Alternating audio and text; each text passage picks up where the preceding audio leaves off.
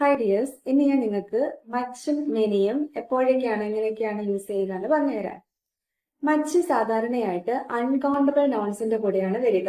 Uncountable nouns എന്ന് വെച്ചാൽ നമുക്ക് എണ്ണാൻ സാധിക്കാത്ത നൗൺസ്. ഉദാഹരണത്തിന് വാട്ടർ, വെള്ളം. വെള്ളം നമുക്ക് എണ്ണാൻ പറ്റുമോ? ഒരു വെള്ളം എന്നൊക്കെ പറഞ്ഞിട്ട് ഇല്ലല്ലോ. അപ്പൊ അതുപോലെ അൺകൗണ്ടബിൾ നൗൺസിന്റെ കൂടെയാണ് മച്ച് വരിക.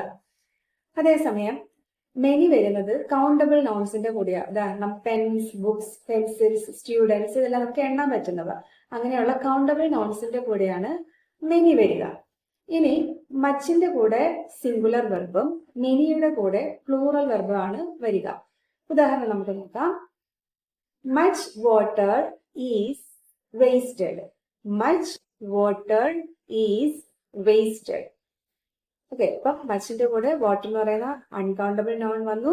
Is wasted. ഈസ് എന്ന് പറയുന്നത് സിംഗുലർ വെർബാണ്. അപ്പം മച്ച് വാട്ടർ ഈസ് വേസ്റ്റഡ്. ഇനി many. Many of the students were present in the class. Many of the students were present in the class. Students എന്ന് പറയുന്നത് കൗണ്ടബിൾ നോൺ ആണ്. അതിന്റെ കൂടെ വെയർ എന്ന് പറയുന്ന പ്ലൂറൽ വെർബും വന്നിരിക്കുന്നത്. അപ്പം many of the students were present in the class.